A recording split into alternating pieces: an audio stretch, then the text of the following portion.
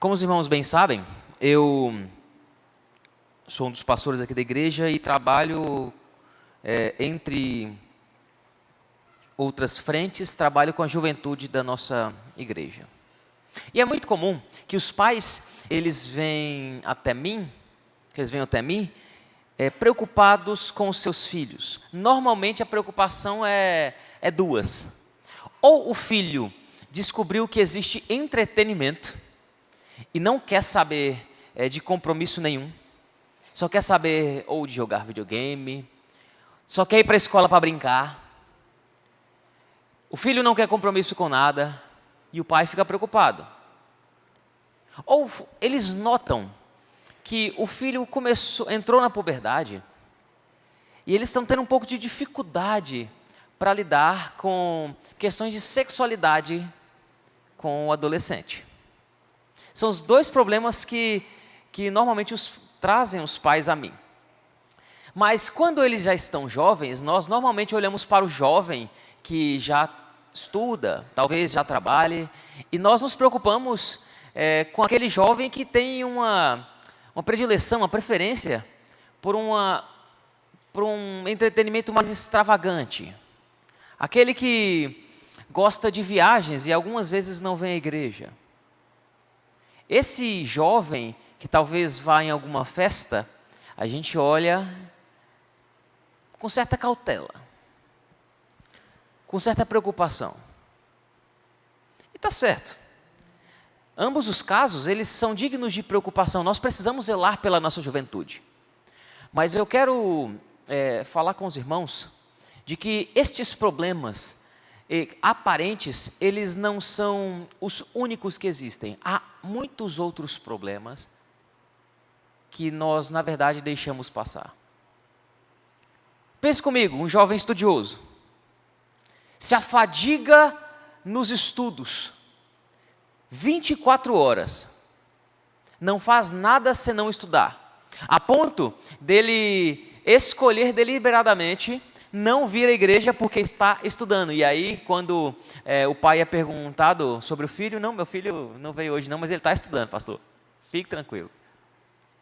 Esse estudante, ele entra na universidade e ele começa a trabalhar intensamente. Na sequência, quem sabe, na busca do seu primeiro milhão. Quando nós olhamos para um jovem assim, normalmente essa figura é a figura do sucesso. Compromisso, diligência, esforço, determinação. E aí, alguns pais ainda falam para o próprio filho, está vendo? Por que você não é igual fulano? Esse jovem que normalmente nós atribuímos sucesso a ele, também tem um problema. Porque esse jovem, ele está fazendo escolhas e valorizando as coisas exclusivamente deste mundo. E não semeando para a eternidade, a ponto de abrir mão da sua devoção. Ele se debruça diante dos livros do conhecimento humano, mas não se debruça diante do livro do conhecimento do Senhor. E nós vivemos num contexto, numa sociedade que nós estimulamos os nossos jovens, mas não apenas os jovens, os adultos também, a serem assim. A buscarem sucesso e através do sucesso obterem dinheiro. A aula de hoje é para continuar a aula da semana passada. Porque se na semana passada eu falei sobre descanso, na aula de hoje eu vou falar sobre o fruto do trabalho, que é o dinheiro. Aliás, vou falar sobre o dinheiro hoje e falarei também no próximo domingo. Essa aula de hoje é como uma introdução geral ao que nós falaremos especificamente domingo que vem. E eu quero trabalhar o nosso conteúdo de maneira que dê tempo de, no final, abrir um pequeno período para vocês expressarem suas dúvidas. Então, durante a exposição, anotem dúvidas caso elas venham a aparecer e no final você terá a oportunidade de perguntar. O texto que eu pedi para vocês abrirem vai nos servir de base e nos ajudar a refletir sobre o papel do dinheiro. E é importante nós falarmos sobre isso, apenas para vocês terem noção. No Novo Testamento, nós temos mais referências sobre uso do dinheiro, sobre oferta, do que sobre amor. A palavra grega oferta no Novo Testamento aparece mais do que a palavra amor, a palavra grega amor. Aliás, as duas palavras gregas que aparecem no Novo Testamento sobre amor. Porque dinheiro não é apenas uma questão monetária, política, econômica. Dinheiro é uma questão teológica. A maneira como você usa o seu dinheiro diz muito respeito à maneira como você se relaciona com Deus, ou deixa de se relacionar. E eu sei que esse assunto é polêmico quando nós falamos dentro da igreja evangélica. Nós temos muitos exemplos de igrejas que têm um ensino equivocado acerca do dinheiro.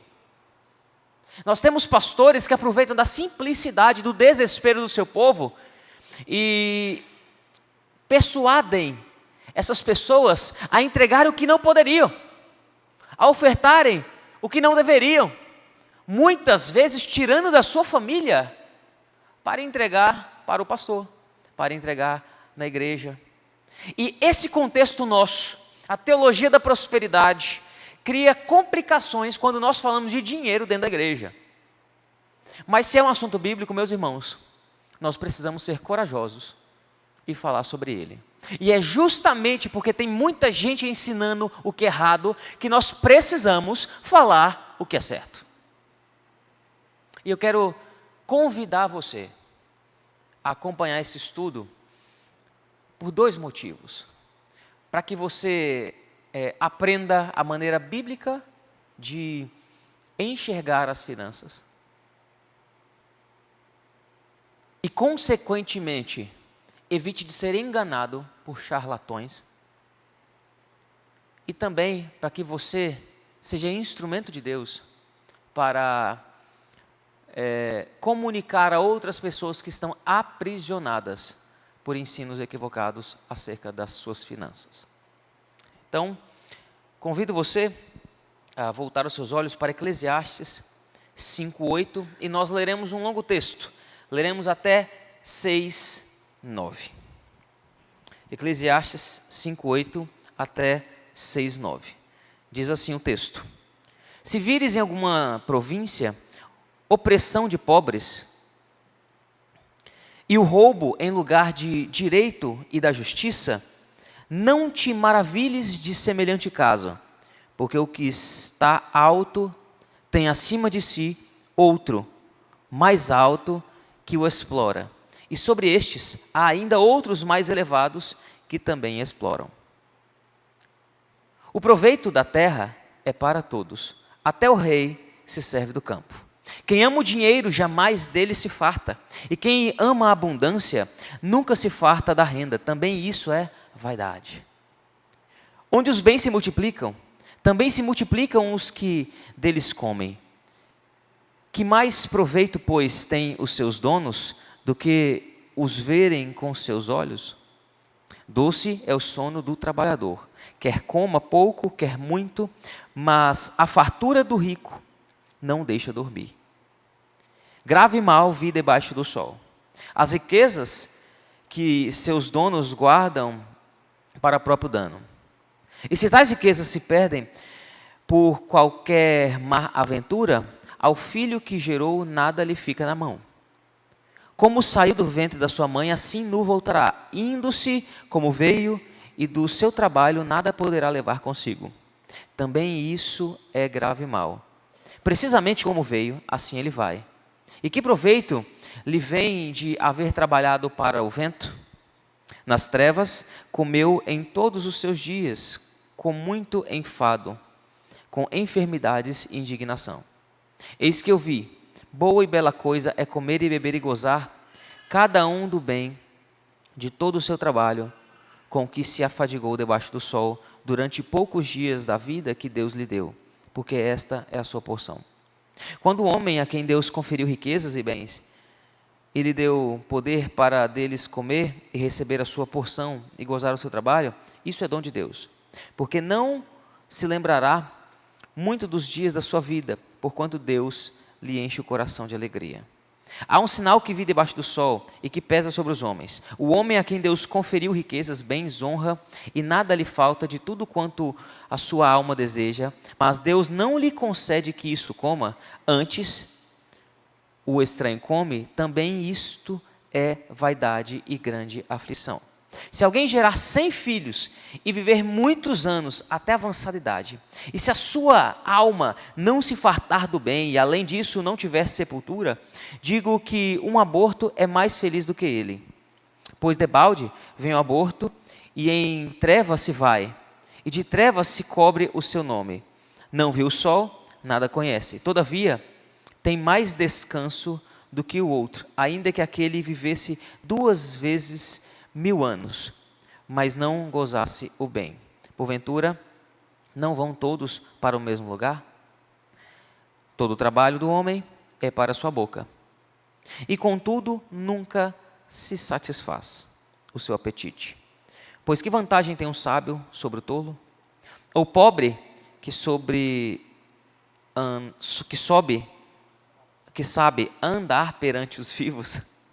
Melhor é a vista dos olhos do que o andar ocioso da cobiça.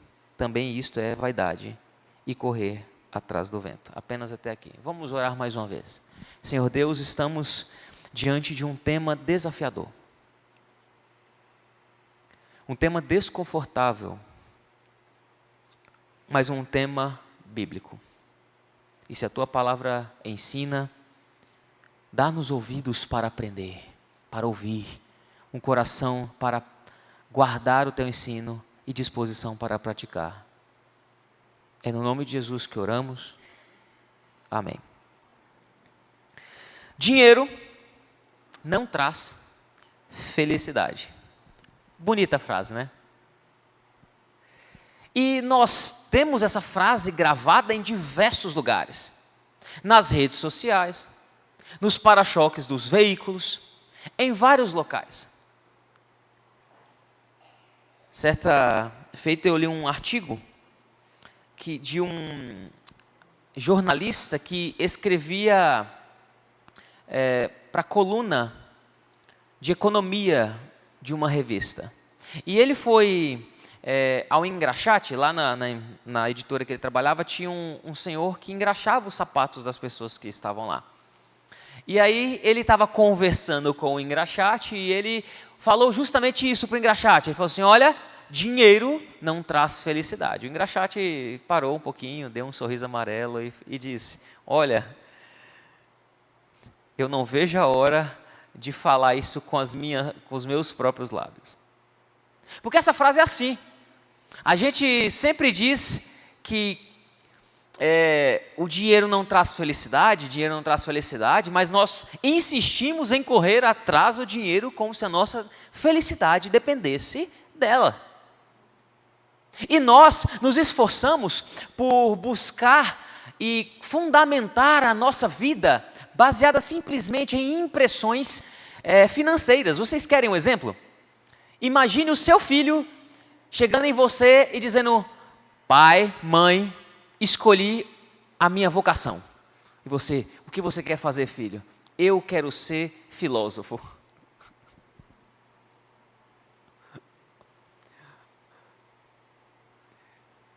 A primeira pergunta que você faz, tá bom, e com o que você vai trabalhar? Você vai morrer de fome. Ou, pai, mãe, eu quero ser artista. Já pensou?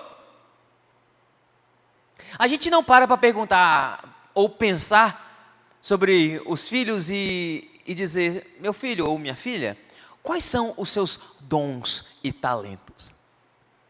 Baseado nesses dons e talentos, como eles podem ser oferecidos para o seu desenvolvimento e também a serviço do reino de Deus? Como você pode glorificar a Deus através da sua vocação? Não é assim que a gente pensa. A gente sempre pensa, o que está dando dinheiro?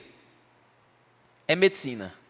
Filho, você tem que fazer medicina. Ah não, preste direito, curse e faça um concurso. Porque aí você vai ficar tranquilo. Alguns anos atrás era engenharia que dava dinheiro, né? Hoje a realidade mudou um pouco. Note que nós nos preocupamos com se o nosso filho ganha dinheiro ou não, e não o quão servo ele é com a sua vocação, através dos seus dons e talentos.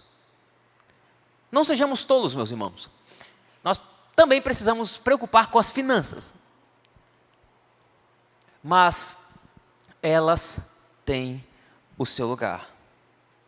Dinheiro realmente não traz felicidade. Eu não sei se você acredita nessa frase, mas Salomão, que escreveu o livro de Eclesiastes, acreditava. E eu quero mostrar para você o quanto ele acreditava.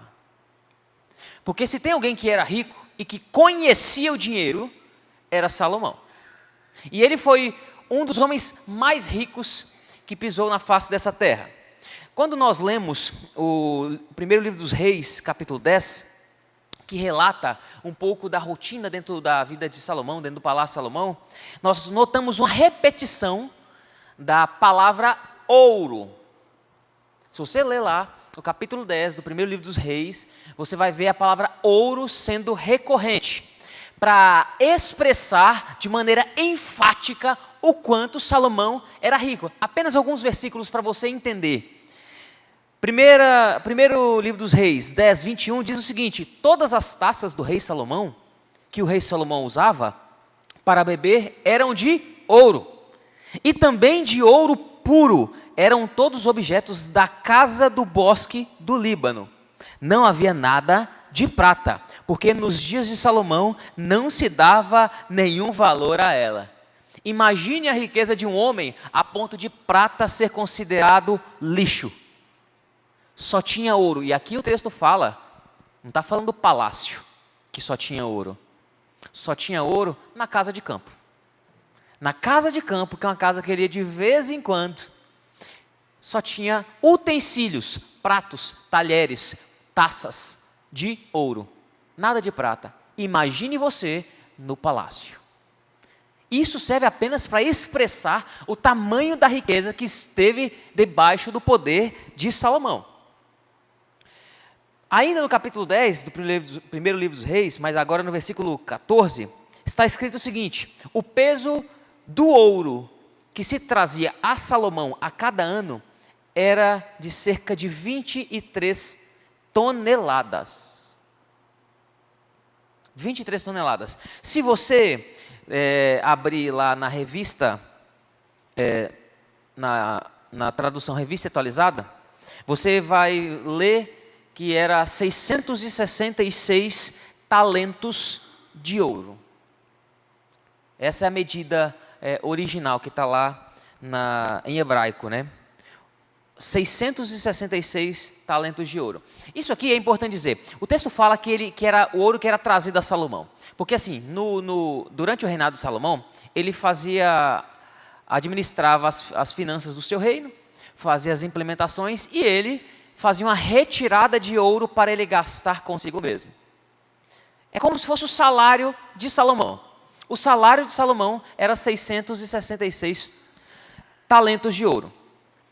Eu quero converter isso para os nossos dias. Um talento de ouro é 36 quilos. 1 quilo de ouro,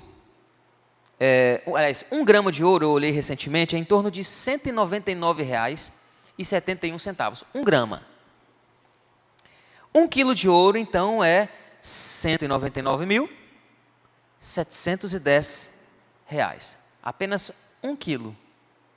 É quase R$ 200 mil. 1 quilo de ouro. Um talento, ou seja, 36 quilos de ouro, é 7.189.560 reais. Apenas um talento. Mas qual que é a arrecadação de Salomão? 666 talentos.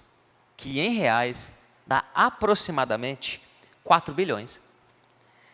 788 milhões. 246.960 reais. Isso era o salário anual de Salomão. Para uso pessoal. Imagine que Salomão usava pessoalmente o suficiente para alimentar nações inteiras. Não deu tempo de fazer essa pesquisa, de quanto está atualmente o produto interno bruto do Brasil. Mas, provavelmente, Salomão, uma pessoa só, gastava valores o suficientes para se equiparar à arrecadação de vários países hoje.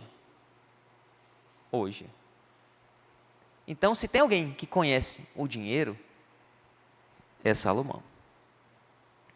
Apenas para título de comparação,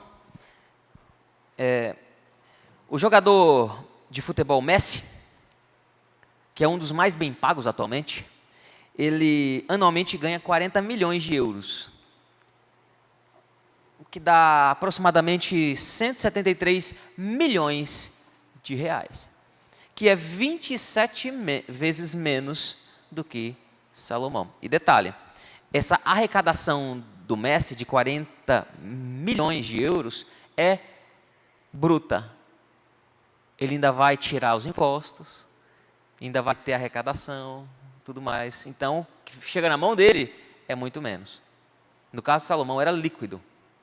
Chegava na mão dele todos esses 666 talentos. Ele era um rico. E ele não foi um rico medroso. Ele foi um rico extravagante. Aqui, no livro de Eclesiastes, capítulo 2, versículo 10, ele vai dizer: tudo aquilo que os meus olhos desejaram, eu não lhes neguei, nem privei o meu coração de alegria alguma, pois eu me alegrava com todas as minhas fadigas.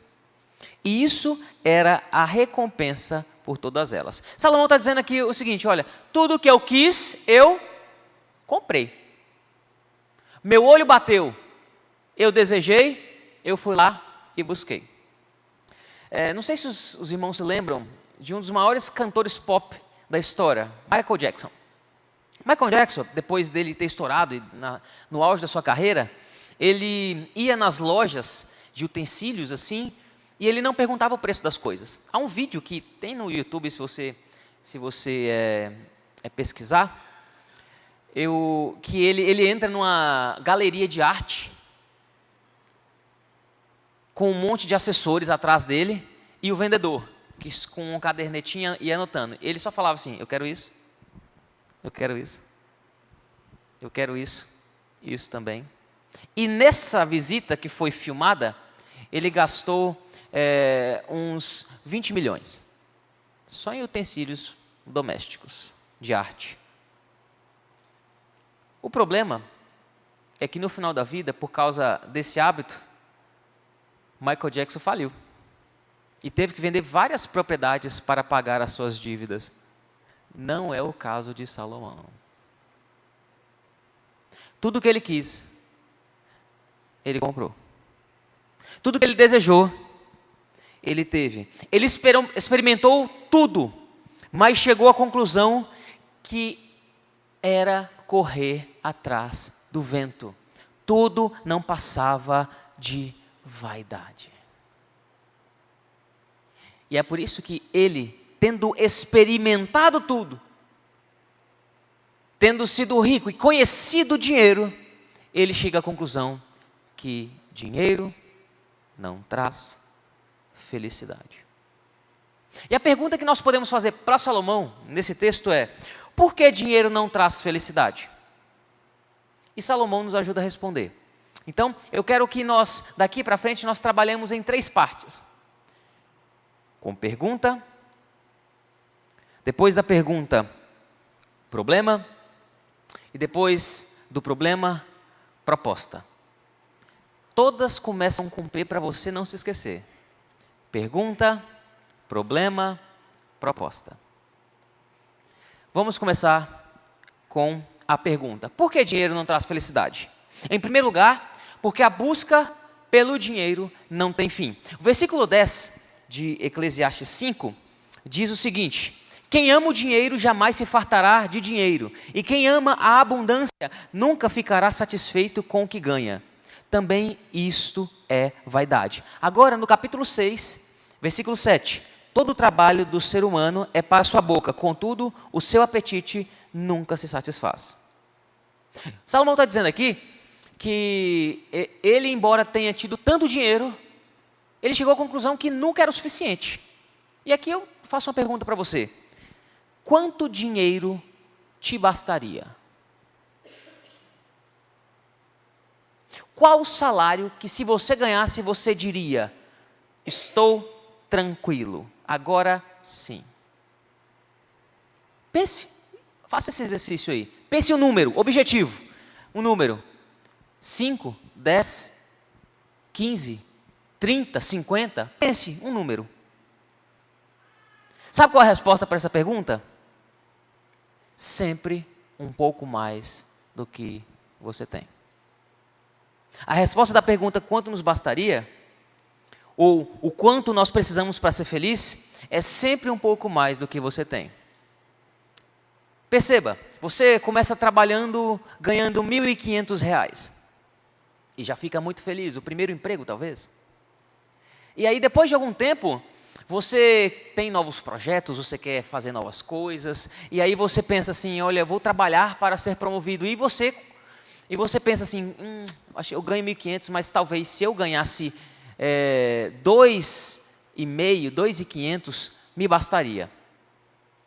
E aí você, pela graça de Deus, você é promovido, e passa a ganhar 2.500. E você fica feliz? Sim, mas durante um pouco tempo. Porque você fica feliz, você comemora, talvez presenteie alguém querido, gasta com algumas coisas que você não podia gastar antes.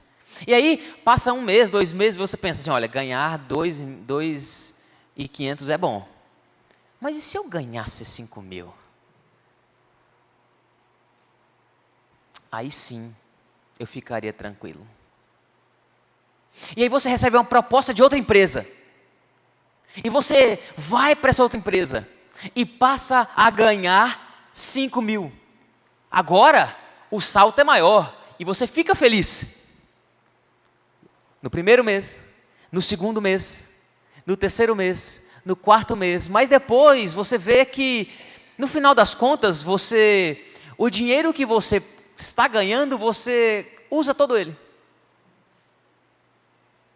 Nada fica na sua mão, ou quase nada.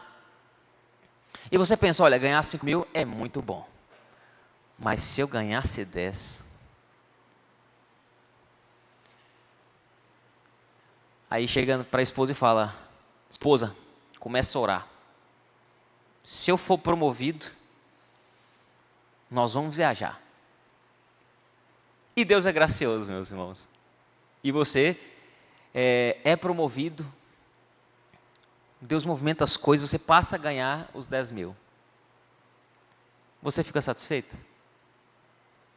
Sim, mas por um breve período de tempo.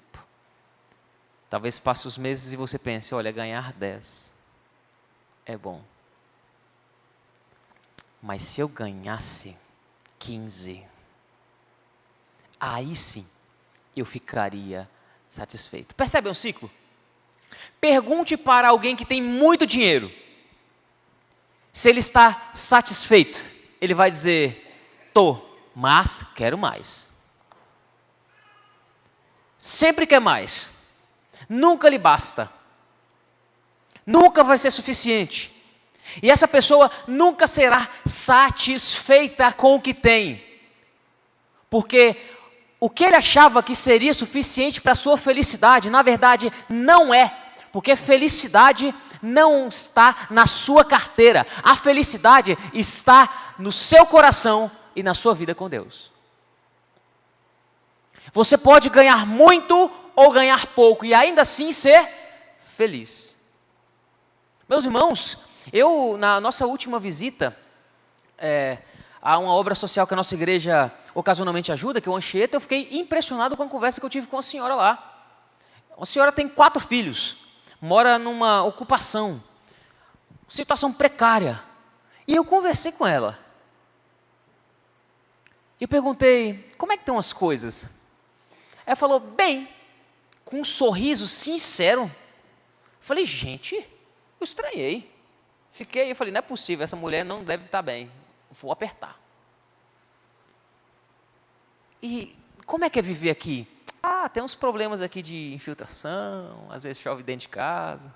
Os filhos são 4, né? Então dá um pouquinho de trabalho, mas um ajuda a cuidar do outro. Vou dizer uma coisa para o senhor, pastor. Eu não tenho do que reclamar, não. Deus é bom demais comigo. Eu falei, gente, eu saí de lá constrangido. Aquela mulher, ela expressa ser mais contente do que eu. E veja o quanto Deus tem me dado. Sabe por quê? Porque felicidade não está no tamanho do seu lerite. Dinheiro não traz felicidade, porque a busca por ele não tem fim. O jovem do começo que eu mencionei, se ele acha que estudar muito para ganhar muito vai fazer dele feliz, ele está completamente enganado. E se você estimula os seus filhos a serem ricos, mas não serem piedosos, é você que está errado. Deus vai cobrar de você, porque vai haver um momento em que ele vai ser adulto e ele foi estimulado a vida inteira a estudar, mas não estimulado a ser piedoso, a amar a Deus, a estudar as Escrituras. E a conta vai chegar para você. Porque vai haver um momento em que ele vai entender e vai ceder ao estímulo. Foi criado para ser um grande profissional, e é isso que ele se tornou.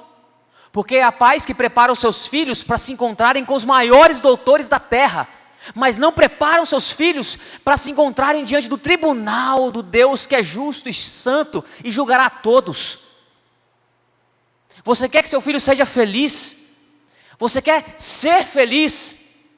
Pare de colocar o seu contentamento no dinheiro.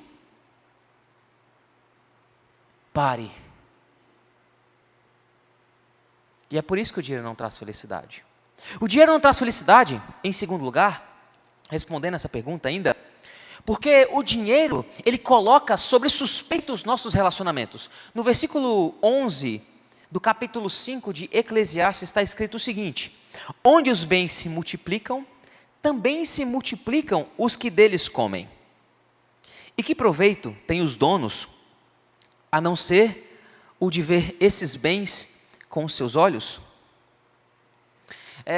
O dinheiro não traz felicidade porque quanto mais você tem, você deixa de usufruir para ser espectador. Vocês querem um exemplo? Homens que não são crentes, obviamente, mas patrocinam uma segunda mulher. Talvez ele a veja uma vez no mês, mas ele dá casa, carro e paga as contas dela.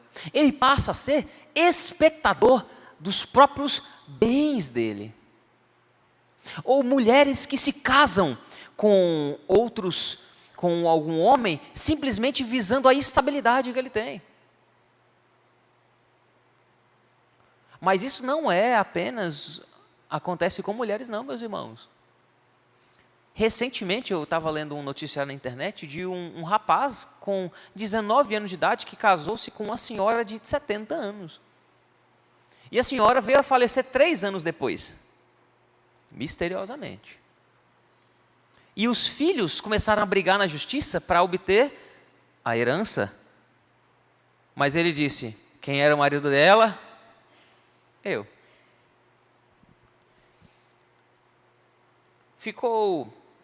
A investigação provou que o casamento foi fraudado, né, e que ele enganava essa senhora. Mas isso apenas expressa isso. Talvez isso seja algo muito distante de nós. Vamos voltar para as nossas crianças. De quem que seu filho gosta de brincar? Com quem seu filho gosta de brincar? Com quem tem os brinquedos melhores. Provavelmente os amiguinhos que seus filhos escolhem para brincar é aqueles que têm os brinquedos que eles gostariam de ter. Hoje em dia todo mundo tem videogame, celular e computador. Mas quando eu era criança, não era todo mundo que tinha videogame. E o cara que eu queria ser amigo do meu prédio, ele tinha videogame. E eu queria ir para a casa dele. Eu queria brincar com ele. Eu queria ser melhor amigo dele. Porque isso significava ter acesso aos bens dele. Especificamente o videogame. Talvez você, consciente ou inconscientemente, faça escolhas assim. Quer ser amigo dos poderosos e ricos? A fim de obter alguma vantagem ou benefício. Isso não passa de vaidade. E se você está do outro lado, é justamente o rico e o poderoso, muitos vão se aproximar de você, interessados no que você tem. Você acha que isso é uma vida feliz? Não saber se tem ou não amigos de verdade? Colocar em xeque seus relacionamentos? É por isso que o dinheiro não traz felicidade. E se tem alguém que percebeu isso, foi Salomão. Em segundo lugar, respondendo a pergunta por que dinheiro não traz felicidade, perceba que até agora nós vimos, o dinheiro não traz felicidade porque a busca por ele não tem fim, porque ele coloca sobre suspeita os nossos relacionamentos, e agora em terceiro lugar, porque ele não elimina a ansiedade. Ele não elimina as preocupações. Versículo 12, do capítulo 5 aqui, do texto de Eclesiastes, está escrito: doce é o sono do trabalhador, quer coma pouco, quer muito, mas a fartura do rico não deixa dormir. Normalmente nós corremos atrás do dinheiro porque achamos que quando nós tivermos bastante dinheiro, nós não teremos com quem nos preocupar. Converse com quem tem muito dinheiro. Você vai notar que não é assim.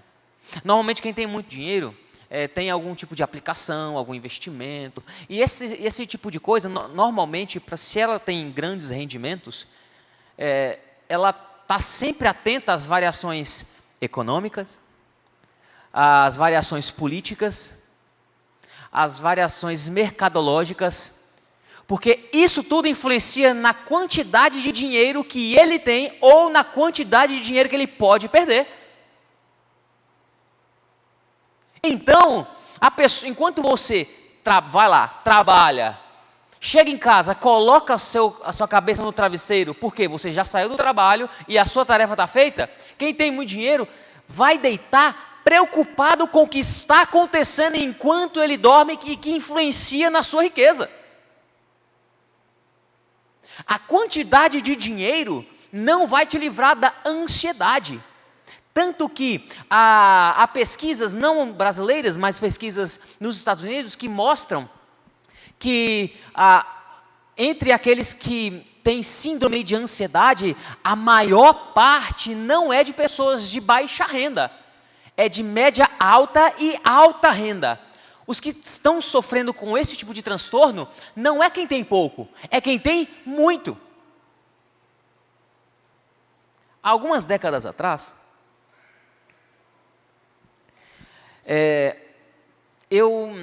se não me engano, foi talvez em 1964, me corrijam, de verdade, podem me corrigir se eu estiver equivocado. Houve uma quebra na Bolsa dos Estados Unidos. Em 1929. Obrigado, Dave. Em 1929, houve uma quebra na Bolsa dos Estados Unidos.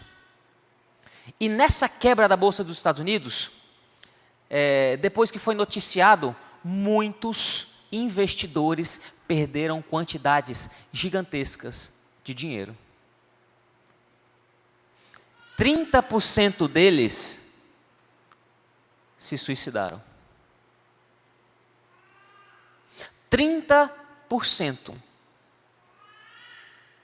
Pense você, por que eles se suicidaram? A vida que ele tinha era uma vida sob pressão, tinha medo de perder. E quando ele perdeu, ele não conseguiu lidar com a ideia de ter perdido. Ele tirou a própria vida. Ter mais dinheiro não vai te deixar tranquilo. O que vai tranquilizar o seu coração é o contentamento com o que você tem. O dinheiro não traz felicidade. E por fim, um quarto motivo que Salomão nos traz aqui, do porquê o dinheiro não traz felicidade. Porque o dinheiro não nos livra da morte. O versículo 15 e 16 do capítulo 5 está escrito: como saiu do ventre de sua mãe, a saber, nu, assim voltará, indo-se como veio, e no seu trabalho nada poderá levar consigo. Também isso é um grande mal. Precisamente como veio, assim ele vai. E que proveito terá de haver trabalhado para o vento? Deixa eu te falar uma coisa. Não existe previdência na eternidade. O seu dinheiro não pode ser levado para a eternidade.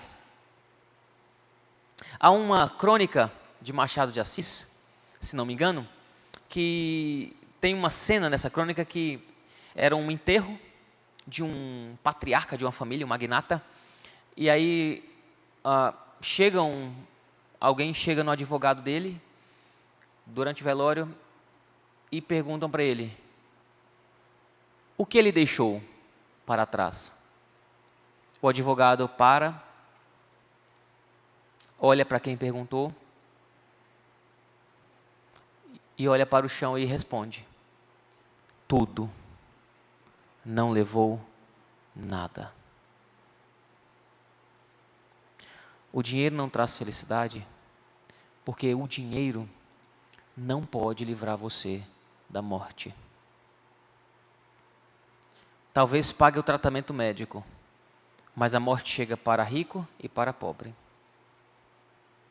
Talvez pague plásticas e prolongue a sua juventude, mas ninguém pode fugir da velhice. Nada trouxemos para esse mundo e nada levaremos. Você não pode comprar vida. Deus é dono da prata e do ouro, diz as Escrituras. E Ele, sim, pode gerar vida, não você. E é por isso que você não pode ser feliz. Porque nenhum segundo a mais da sua vida você pode obter, nem com toda a riqueza do mundo. Mas sabe o que é pior? Há pessoas que perdem suas vidas tentando ser ricos, tentando construir impérios. Mas esse tempo que ela gastou para construir riqueza nunca mais vai voltar. Nunca mais vai voltar. Sacrificam tudo, sacrificam saúde, mas no final das contas, sequer usufruem do dinheiro que conquistaram. Você não pode ser feliz quando coloca o seu coração exclusivamente no dinheiro, porque você nunca vai estar satisfeito, vai sempre querer mais. Você não pode ser feliz quando o seu coração está no dinheiro, porque o dinheiro ele coloca sobre suspeita seus relacionamentos, você está sempre pisando sobre ovos. Você vive inseguro acerca das pessoas que se aproximam de você. Você não pode ser feliz por causa do dinheiro, porque ele não elimina a sua ansiedade. Você não pode ser feliz por causa do dinheiro, porque ele, por fim, não livra você da morte. Essa é a pergunta que Salomão responde. Mas nós não temos aqui apenas uma pergunta. Nós temos um problema aqui. Porque bens materiais nunca trazem felicidade, porque em última instância não é de dinheiro que a gente precisa. Talvez não é nem dinheiro que a gente quer. Preste atenção nisso. Nós estamos correndo atrás de dinheiro para saciar, em última instância, os anseios do nosso coração. O que nós queremos é ser saciados de alguma maneira. E nós imaginamos que é o dinheiro que vai nos trazer possibilidade para estarmos satisfeitos. Esse é o problema. O problema não é o dinheiro em si, porque se ele for bem utilizado, ele abençoa, ele é útil. O problema é o nosso coração, que deseja se saciar desesperadamente em várias coisas, mas não em Deus. E eu quero trazer alguns exemplos de coisas que nós achamos que o dinheiro faz, mas na verdade expressam uma carência do nosso coração.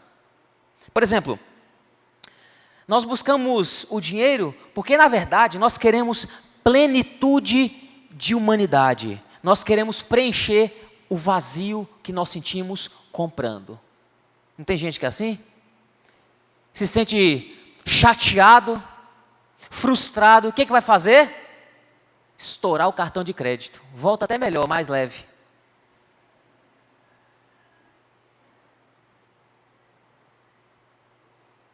Quando assiste uma propaganda, é um exercício para você durante a semana. Propaganda não vende produto, vende um estilo de vida. Já viu uma propaganda de carro? Um homem dirigindo em alta velocidade, com cara de determinação. Bonito. Bonito. Se encontra com uma mulher mais bonita ainda. E os dois passeiam numa estrada que só tem deles. A estrada é deles, o mundo é deles, a vida é deles. E os dois no final, ele dá uma derrapada no carro. E aí ele dá uma derrapada, ele sai com um pé só, do lado de fora. Um pé dentro do carro, o outro pé do lado de fora e se levanta. E olha um horizonte assim, um pôr do sol maravilhoso. Ele rodeia o carro, passando, escorregando pelo capô do carro. Abraça a mulher e a beija apaixonadamente. E aí você olha, que carro bonito. Não é o carro que está sendo vendido ali, porque na verdade não é nem o carro que você quer. Você quer se sentir como aquele cara. Mulheres, vocês já viram propaganda de produto de beleza? Vocês nem querem tanto produto. Vocês querem ser aquela mulher bonita. Não é assim? Confiante, bonita, jovem, cheirosa. Você não sente, mas você sabe que é.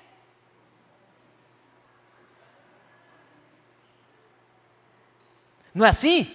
Você olha aquela figura e você pensa assim, se eu usar esses produtos, eu vou ser como ela? E aí sabe o que você faz? Você compra. Porque você acha que obtendo aquilo, gastando o seu dinheiro, você vai ser mais plenamente humano. Você vai se sentir completo. Você vai se saciar. Você vai ser feliz. É por isso que nós queremos dinheiro. Porque no fundo o nosso coração expressa um vazio que nós estamos desesperados para preencher. Mas o dinheiro, nós buscamos ele porque nós queremos também reconhecimento. Acreditamos que seremos reconhecidos se nós tivermos algo. Pare para notar. Quem tem filho aqui vai saber. Seu filho chega em casa e fala o seguinte, olha, eu quero tal coisa. Pode ser um celular, um brinquedo, tal. Aí você fala, por que você quer? Na minha sala todo mundo tem. A minha mãe virava para mim e falava, você não é todo mundo. Enfim. Mas note que o seu filho, ele não quer o brinquedo, ou o celular, ou outra coisa. Ele quer ser reconhecido pelos colegas. Ele quer fazer parte do grupo. Ele quer se sentir integrado. E se para isso ele precisar fazer você se endividar, ele vai fazer. Talvez seja você assim, com roupas, que para se sentir aceito, amado, querido, reconhecido, gaste sem poder. Talvez você esteja satisfeito com o seu carro, mas nós tivemos o Natal, reunião de família, e chega o seu irmão, que nem é tão talentoso quanto você, mas ele trocou um carro, aí a família sai para fora da casa, nossa, carro bonito. Você estava satisfeito com o seu carro, mas agora não mais. Porque você quer ser reconhecido assim como aparentemente o seu irmão foi. Sabe como a Bíblia chama isso? Inveja, cobiça. Nesse momento nós estamos quebrando um dos 10 mandamentos. Você busca dinheiro porque quer, na verdade, segurança. Você acha que quanto mais dinheiro você tiver, mais seguro você vai ser. E para isso você desgasta a sua vida. Para isso você sacrifica a sua família. Você acha que a segurança dos seus filhos, do futuro dos seus filhos, depende de você. E aí sabe o que você faz? Trabalha tanto que nem vê seu filho. Aí seu filho chega na idade, sai de casa, e você fala o seguinte: olha, filho pode ir para a universidade porque papai ou mamãe preparou tudo. Sendo que o seu filho nem precisava disso tudo. Sabe o que ele precisava? Da sua presença. Ele precisava da sua disciplina. Ele precisava do seu cuidado. Ele queria o seu amor. E não tem como fazer isso dando presente. Não tem como fazer isso trocando o telefone, trocando videogame. Não tem como fazer isso. Não tem como fazer isso com você longe. Querendo dar segurança para a sua família, você se ausenta, mas a sua família se sente muito mais segura quando você está próximo, quando você está perto, quando eles sentem que podem contar com você. Nós buscamos dinheiro porque queremos, por fim, lembre-se, plenitude de humanidade, reconhecimento, segurança, e por fim nós buscamos dinheiro porque queremos eternidade. Nós queremos ser eternos. Alguns literalmente. Há ricos que pagam planos para que quando eles morrerem, eles serem congelados. E aí, no futuro, quando a ciência avançar o suficiente, eles serem descongelados e viverem eternamente. É a criogenia. Isso existe.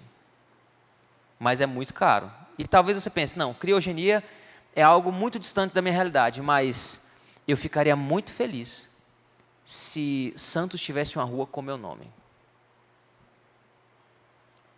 Uma praça. Tudo bem. Uma rua, uma praça é muita coisa. Mas uma classe de escola dominical com o meu nome. Um espaço com o meu nome. Percebam que a pessoa que quer ascender financeiramente a ponto de ser reconhecida e obter algo assim, ela na verdade, ela não serve à igreja, não serve à cidade para o benefício da cidade por misericórdia. Ela faz isso por quê? Porque ela quer ser vida, ela quer ser eterna, ela quer eternizar o seu nome com os seus feitos. Porque no fundo, eu e você não queremos o dinheiro. No fundo, eu e você queremos saciar os desejos do nosso coração. E aqui eu citei apenas 4 exemplos: plenitude, humanidade, reconhecimento, segurança e eternidade. Mas na verdade a lista é gigantesca dos desejos do seu coração que você tenta saciar achando que conseguirá com dinheiro. E aqui está o problema: você não conseguirá se saciar. Sabe por quê? Nós não precisamos de algo para saciar as necessidades da nossa alma. Nós precisamos de alguém que sacia a nossa alma.